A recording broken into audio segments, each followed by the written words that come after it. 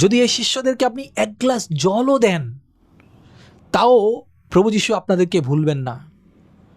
সুতরাং যারা প্রভুর কাজ করছে তাদেরকে আপনি সম্মান করুন, তাদের খোঁজ আপনি নিন।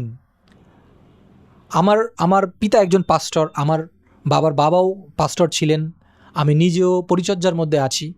আমি জানি এটা কতটা কঠিন। যখনই মণ্ডলীতে থাকা হয়, মণ্ডলীর প্রত্যেকটা লোকের যেন সমস্ত যে অভিযোগ সব কিছু যেন পালকের বিপক্ষে থাকে, কিন্তু কোনো লোক এসে জিজ্ঞাসা করে না বা এটা জানতে চায় না যে পাস্টর বা পালকবাবু আপনার কি কোনো কিছু প্রয়োজন আছে, বা আমি একটা গিফট আপনাকে দিতে চাই, বা আজকে আপনি আমার বাড়িতে খাওয়া দাওয়া করবেন, বা আমার এই বিষয়টি ঘটেছে, একটা অংশ আমি আপনাকে দিতে চাই। অনেক রকমভাবে আশীর্বাদ আমরা তাদের মধ্য থেকে বা তাদের প্রার্থনার মধ্য থেকে আমরা কিন্তু পেয়ে থাকি, কিন্তু আমরা অকৃতজ্ঞ হয়ে যাই যখন সেই